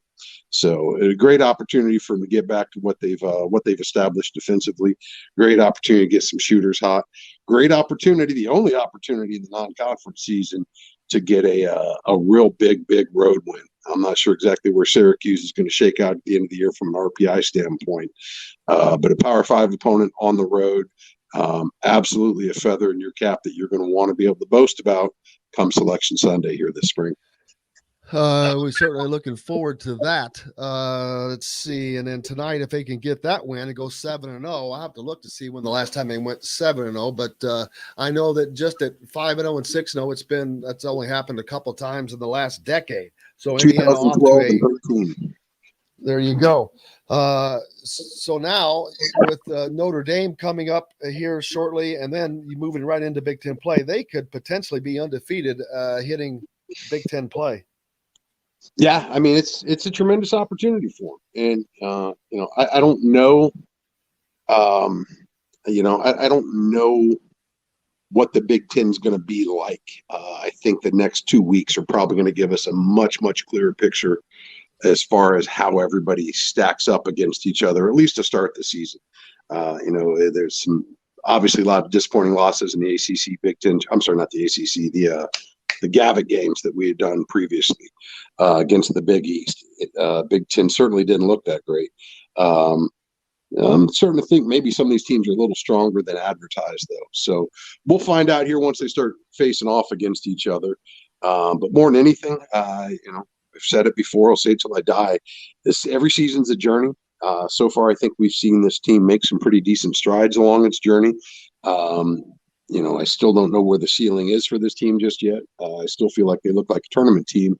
But I'm starting to get a little more excited about perhaps where the ceiling may be. And obviously that's subject to change. But on the road against a Power 5 opponent in a weird gym, I think is going to give us a great indicator of exactly what type of horses we got to run with this year.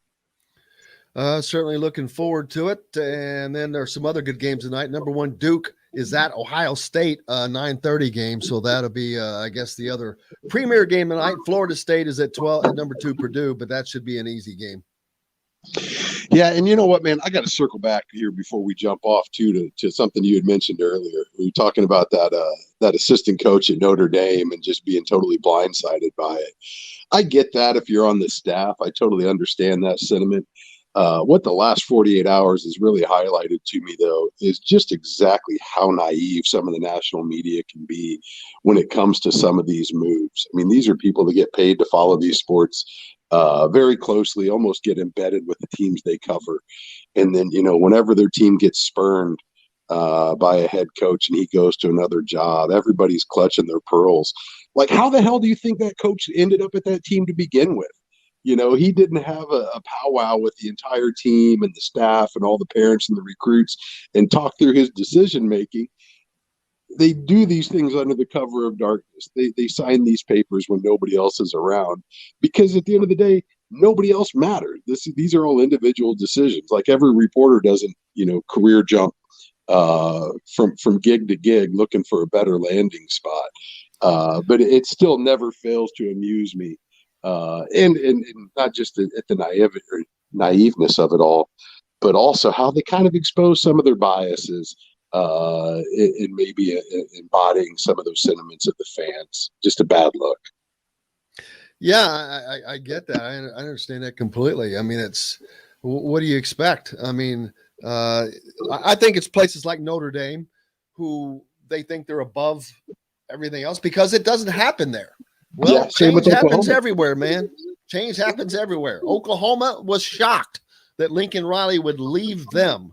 You know what? You just never know where it could be brighter for someone else because it's each person how it affects them. So, yeah, I think Indiana basketball fans had to go through that for a long time, Chronic, and I think they're coming back out of that somewhat right now. But I think they had to go through that for a while.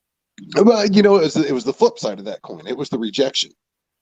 Whenever the coaching searches, we've had quite a few of them here in the last two decades. But whenever the names off the hot board start coming off the board, and you start getting some of those adamant denials, and then you see where it ultimately falls.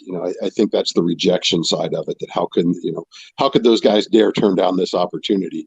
But it's really the same sentiment. How could this guy dare turn down $1/10 of $1 billion to go play for a team or to go coach a team in the SEC?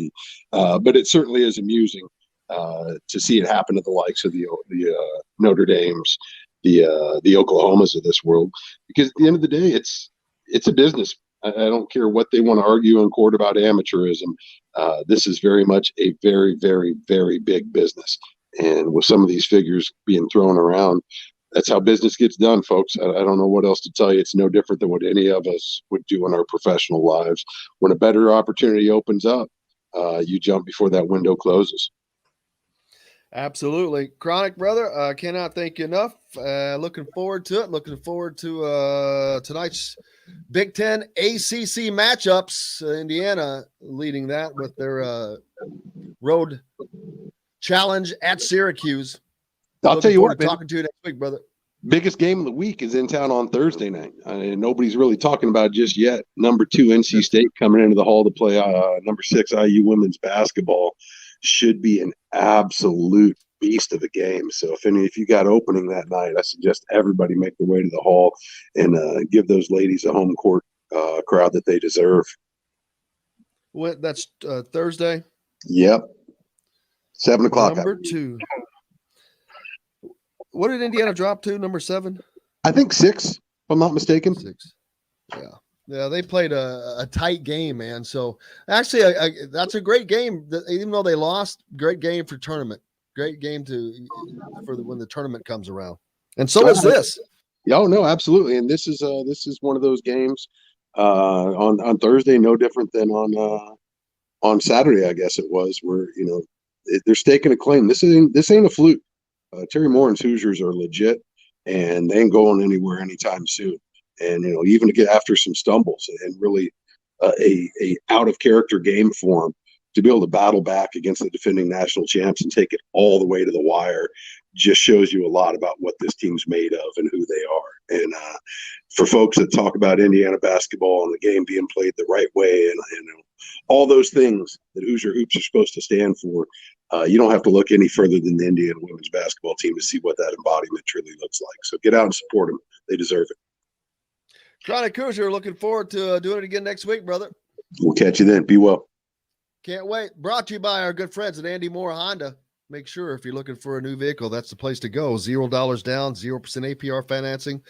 Andy Moore Honda Bloomington's got the deals for you. We're back with more Indiana Sports Beat Radio right after this. We'll be right back to the Golf Club at Eagle Point Studios for more Indiana Sports Beat Radio with Jim Coyle, presented by Andy Moore Honda of Bloomington and Southern Stone Restaurant. Whether it's a celebration or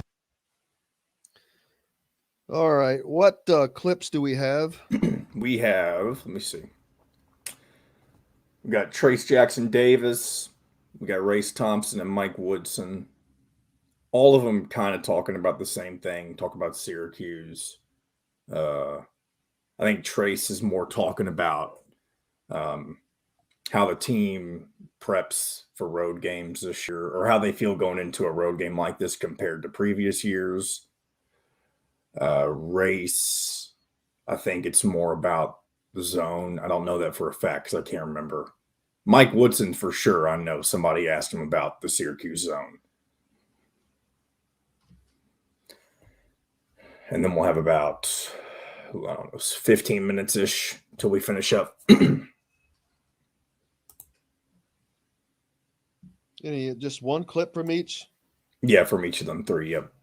And I do have the post-game stuff from the previous game that we never used, if you do want to reference that at all. But who was that? Woodson, of course, Trace Jackson Davis again, and then Xavier Johnson. When was it from? Marshall.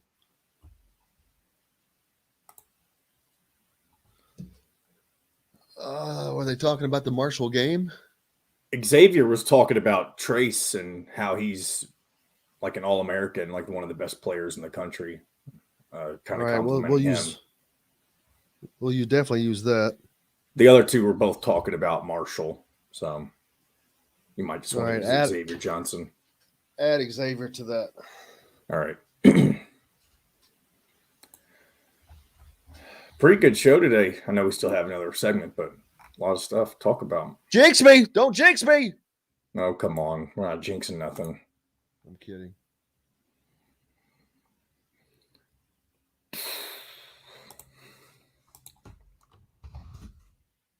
Hello.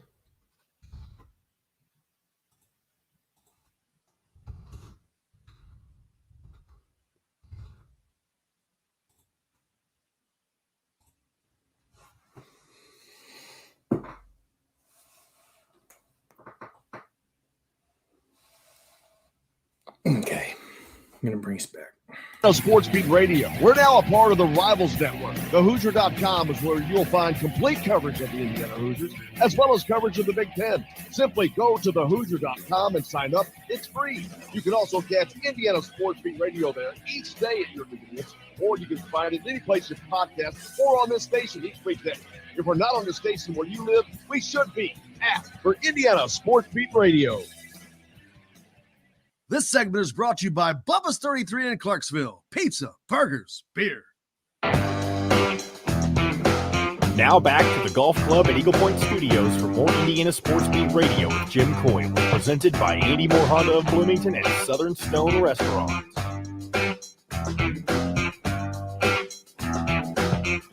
Welcome back.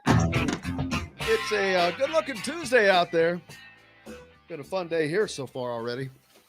Lots of action tonight as the ACC Big Ten Challenge it's already underway. A couple of games last night.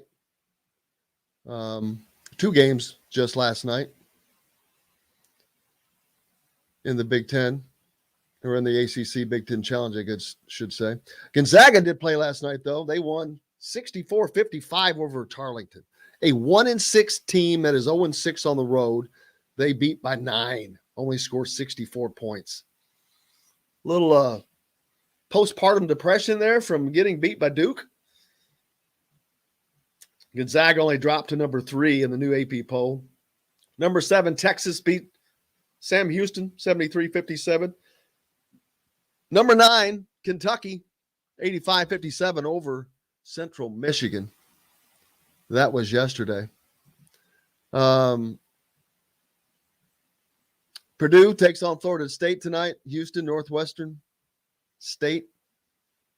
Duke travels. Number 1, Duke. Now, they jumped to number 1. A lot of I was wondering if Purdue was sitting at number 3 when Gonzaga got beat, was wondering if they would jump up, and they did not. Duke leaps over everybody.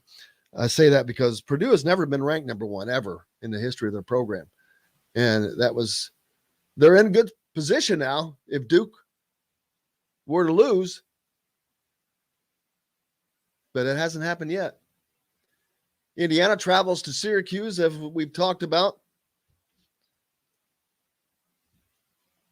Leading that charge, Trace Jackson Davis.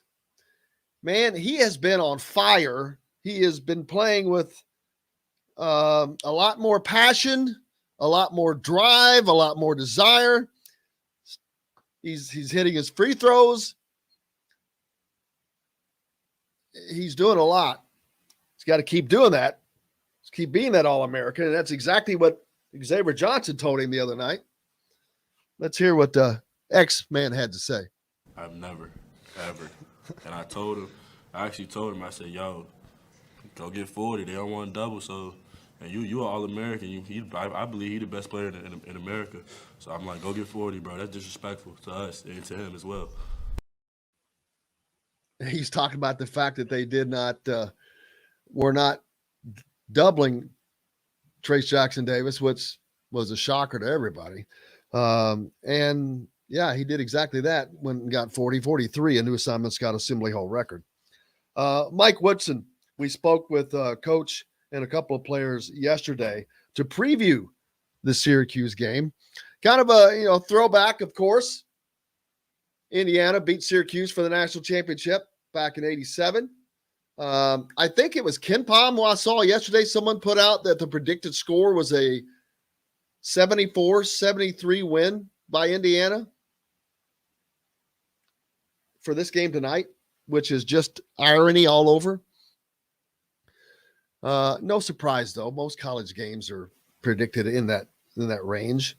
But and don't forget, tonight after the game, a member of that team, Joe Hillman, will be doing the post-game show about that. So looking forward to that. Make sure you tune in for that after the game. Indiana is a favorite in this game, but let's hear what Mike Woodson had to say about taking on the Orange. Well, we just gonna get to the game and see what happens. I mean, we've been shown few teams that we played have shown us a 2-3 zone, and we've been had a chance to go against it a few times, but nothing like 40-minute game. I mean, I've experienced 2-3 zones in the pros, but that's totally different because again, you can't sit in the lane on the backside. You got 2.9, and then you got to get out. And college 2 threes, you can just camp there. And so we've seen it a few times since we've been together as a ball club, and we've gone against each other in practice. But again, until you get in the ball game, that a team does it for 40 minutes, it's I know we got to make shots. I know we got to make some plays inside with the basketball. So only time will tell. We just got to wait until we get to the game and see where we are with it. Mike Woodson being honest there, they have not seen this 2-3 zone much this season, and they're not going to see it much.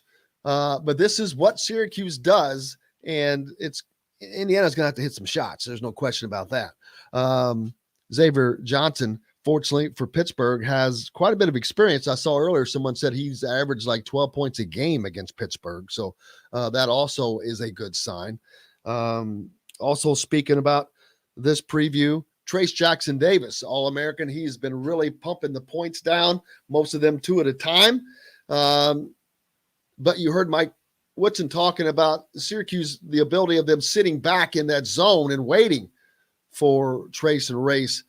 And that is going to take Miller Kopp. It's going to take Parker Stewart. It's going to take Xavier Johnson getting in there and breaking those guys up, hitting some shots and doing some things. But let's hear what Trace Jackson Davis had to say about taking on Syracuse.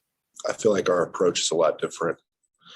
After our game against Marshall, right when we got in the locker room, the first thing that was on everyone's mind was Syracuse. And a big thing for us, Coach Woodson said that we can't lose at home. And then he said, but the great teams prepare even harder to win on the road. So I think it's going to be big for us. It's our first true test. So we got to lock in. I think we've had a good day of practice yesterday, and hopefully another good one today, and then we'll be ready to go against them. So as they prepare to travel, they left yesterday for that. Race Thompson also in that presser. It's going to be a lot expected from those guys down low, like I said, but they're going to have to hit some shots from outside. But what is Race Thompson? What is he expecting from this trip? Syracuse is a good team. They got a couple good players. The Boeheim brothers are real good. And I think realistically, we just got to lock in on defense. If we do our jobs on defense, we'll be perfectly fine. I think that's the main goal Coach is talking about. Just play our rules, and then if we do that, then everything should go our way.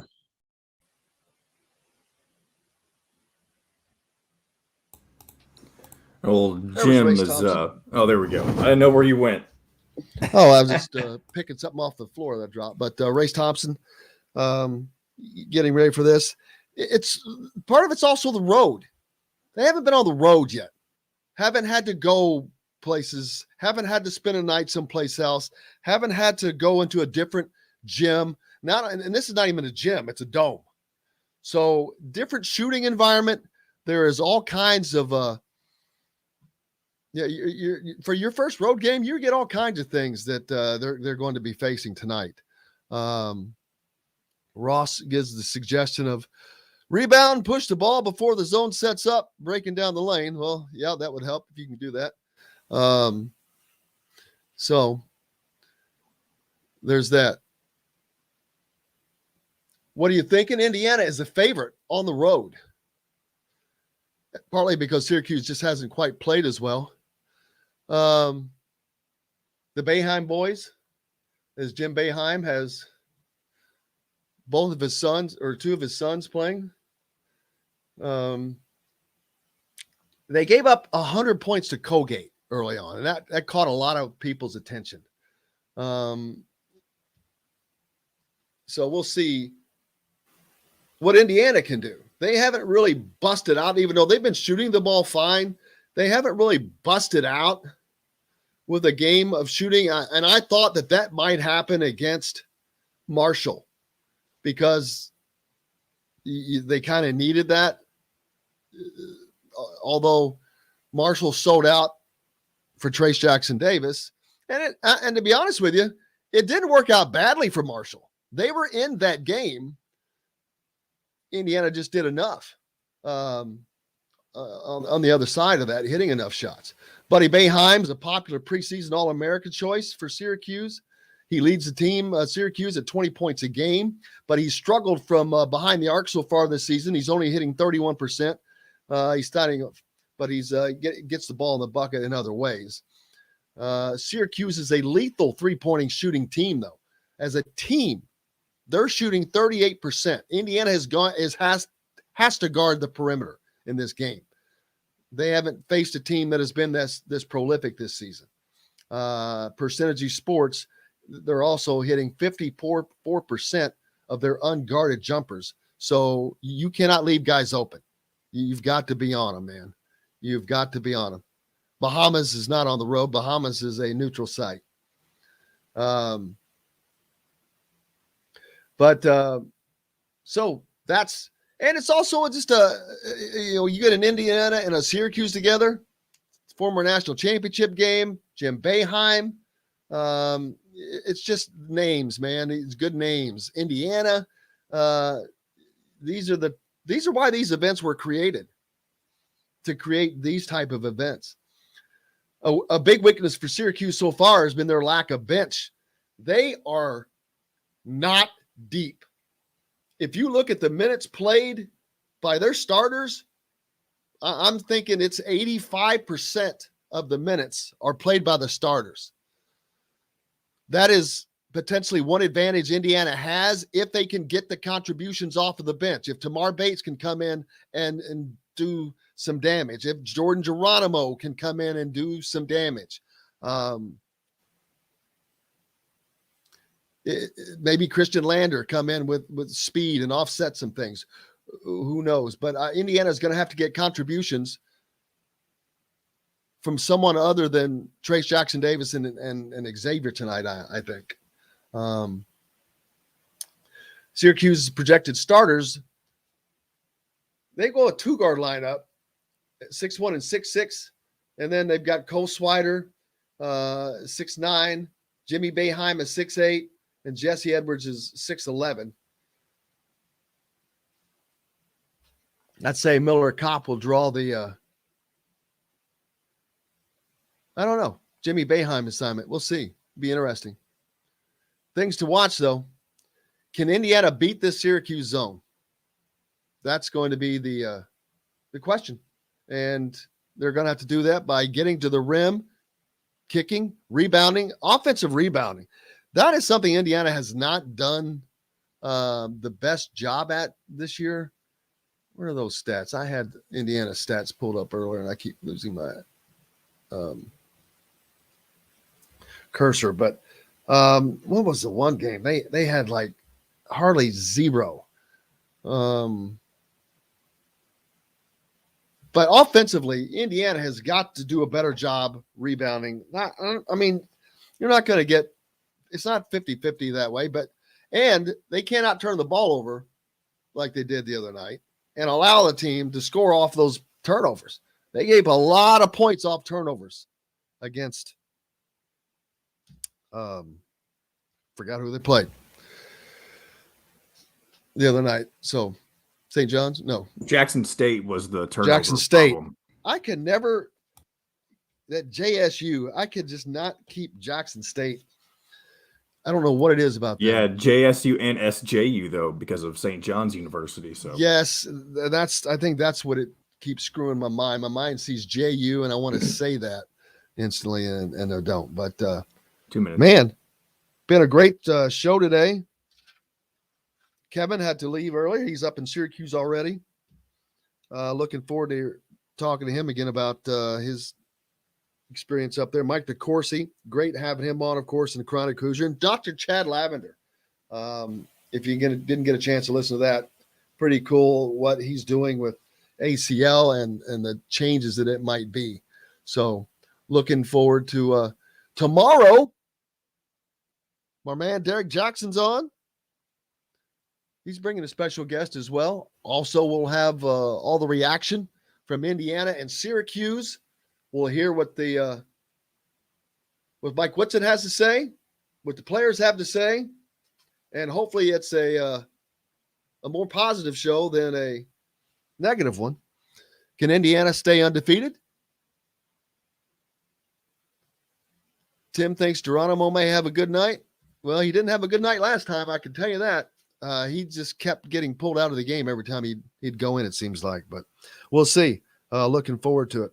That game is at 7 tonight. And, of course, number 1 Duke takes on Ohio State at 9:30, so plenty going on. And we'll stay on top of the offensive coordinator search for Indiana. Hey, make sure there is a special for the Hoosier.com right now, Indiana Rivals, 2021 for the entire year, $20 for the entire year. That's $1.68 a month for complete coverage of the Indiana Hoosiers. Make sure you go to the Hoosier.com to pick up on that great deal. Man, it's been another great show. I can't thank everybody enough. Appreciate you guys. Without you all, there's no reason for us to be here. We appreciate you. Big thanks, of course, to Kevin Brockway from CNIHI Papers, Mike DeCourcy from Fox, the Big Ten, and the Sporting News, Chronic Hoosier, and Dr. Chad Lavender. Thanks to John, the producer, as well. And, of course, like I said, you guys. Don't forget to tune in tonight after the game. Joe Hillman will be joining me. Of course, a member of that 87 team that beat Syracuse for the national championship. Looking forward to that. So until then, I'm Jim Coyle. Go out and have yourselves a great day, and I will see you on the radio.